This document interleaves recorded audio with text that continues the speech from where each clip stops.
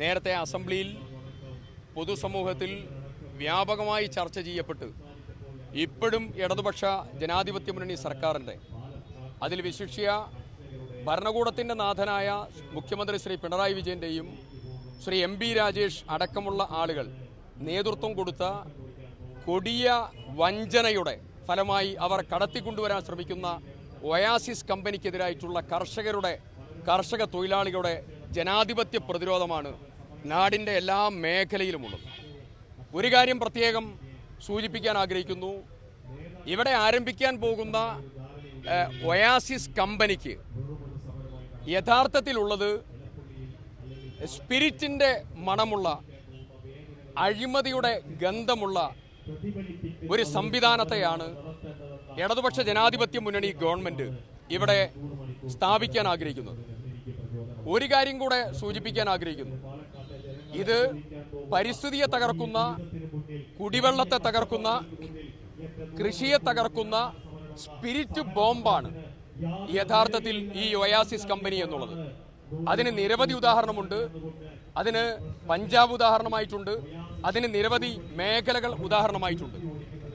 ഇതിൽ ഉപരിഷ്കരണ നിയമം അട്ടിമറിച്ച് പിന്നെ മറ്റൊന്ന്, കേരളത്തിലെ തദ്ദേശ സ്വയംഭരണ വകുപ്പ് തന്നെ തദ്ദേശ സ്വയംഭരണ സ്ഥാപനങ്ങളുടെ അധികാരം കവരാനും അവരുടെ നെഞ്ചത്ത് കൈവെക്കാനും നേതൃത്വം കൊടുക്കുക. ആർക്ക് വേണ്ടിയാണ്? ഈ ഒയാസിസ് കമ്പനിക്ക് വേണ്ടിയാണ്. ഞാൻ ചോദിക്കാൻ ആഗ്രഹിക്കുന്നത്, തദ്ദേശ എലപ്പുള്ളി ഗ്രാമപഞ്ചായത്തിനോട് പറഞ്ഞാൽ നടക്കില്ല എന്നുള്ളത് കൊണ്ട് ലൈസൻസിങ് അധികാരം ഗവൺമെന്റിലേക്ക് എടുക്കുക. ഇങ്ങനെ തുടങ്ങി അധാർമികമായ നടപടി. ഇത് ആദ്യമൊന്നുമല്ല. ഇടതുപക്ഷ ഗവൺമെന്റ് വന്നപ്പോൾ ആദ്യം തന്നെ എടുത്ത മറ്റൊരു തീരുമാനം, ബാറുകൾ സ്ഥാപിക്കാനുള്ള ലൈസൻസിങ് അതോറിറ്റി തദ്ദേശ സ്വയംഭരണ സ്ഥാപനത്തിന്റെ കയ്യിൽ നിന്ന് സ്റ്റേറ്റ് ഗവൺമെന്റിലേക്ക് മാറ്റി. ഇപ്പോ ഈ മദ്യ കമ്പനിക്ക് വേണ്ടി പഞ്ചായത്ത് ലൈസൻസിങ് അതോറിറ്റി എന്നുള്ളത് മാറ്റി അവർ സ്റ്റേറ്റ് ഗവൺമെന്റിലേക്ക് മാറ്റി. അപ്പോ ഒരു കാര്യം വ്യക്തമാണ്, കേരളത്തിലെ ജനങ്ങൾക്ക് വേണ്ടിയോ കർഷകർക്ക് വേണ്ടിയോ അല്ല ഈ ഗവൺമെന്റ് ഭരിക്കുന്നത്. ഈ ഗവൺമെന്റ് ഭരിക്കുന്നത് മുച്ചൂടം സ്പിരിറ്റ് ലോബിക്ക് വേണ്ടിയാണ് എന്ന കാര്യത്തിൽ യാതൊരു തർക്കവുമില്ല. സ്പിരിറ്റ് ലോബിക്ക് വേണ്ടി സ്പിരിറ്റ് ലോബി കൈകാര്യം ചെയ്ത് മുന്നോട്ട് പോകുന്ന ഒരു ഭരണകൂടമാണിത്. ഞാൻ ഒരു കാര്യം കൂടെ പറയുന്നു. ഇപ്പൊ ഇവിടെ പറയുന്നത് തമിഴ്നാട്ടിൽ നിന്നും കർണാടകയിൽ നിന്നും സ്പിരിറ്റ് ഇങ്ങോട്ട് ഒഴുകുന്നു എന്നുള്ളതാണ്. അങ്ങനെയാണെങ്കിൽ ഇവിടെ ചിറ്റൂർ ഷുഗേഴ്സ് ഇതുണ്ടല്ലോ, അവിടെ മലബാർ ഡിസ്റ്റിലറീസ് ഉണ്ടല്ലോ, അതൊന്ന് സ്ഥാപിച്ച് മുന്നോട്ട് പോയാൽ പോരെ? അവിടെ 104 ഏക്കർ ഭൂമിയില്ലേ? അവിടെ 1 ലക്ഷം ലിറ്റർ വെള്ളം വേണം. അതുപോലും കൊടുക്കാൻ പണമടച്ച് കാത്തു നിൽക്കുകയാണ്. അതുപോലും കൊടുക്കാൻ സാധിക്കാത്തവർ, അവിടെ വെള്ളം കൊടുക്കാൻ സാധിക്കാത്തവർ എങ്ങനെയാണ് ഒയാസിസിന് വെള്ളം കൊടുക്കുക?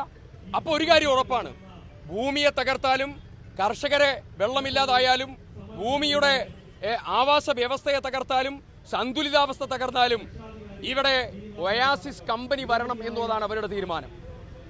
ആ തീരുമാനത്തെ പല്ലും നഖവും ഉപയോഗിച്ചുകൊണ്ട് എതിർക്കും. ഒരു ചെറിയ കൽക്കഷ്ണം പോലും ആ ഭൂമിയിൽ വെക്കാൻ കോൺഗ്രസ് അനുവദിക്കില്ല, കർഷക കോൺഗ്രസ് അനുവദിക്കില്ല, UDF അനുവദിക്കില്ല. UDF ഗവൺമെന്റ് അധികാരത്തിൽ വരും, തർക്കം വേണ്ട. 100 സീറ്റിന്റെ അകമ്പടിയോടുകൂടി 2026 മെയ്യിൽ UDF അധികാരത്തിൽ വരും. UDF അധികാരത്തിൽ വന്നാൽ ആദ്യം റദ്ദാക്കുന്ന ഉടമ്പടി ഒയാസിസ് കമ്പനിക്ക് സർക്കാർ കൊടുത്ത ഈ ഉടമ്പടിയായിരിക്കും. ഒരു കാരണവശാലും കേരളത്തിൽ ഇത് നടപ്പിലാക്കാൻ അനുവദിക്കുന്ന പ്രശ്നമില്ല.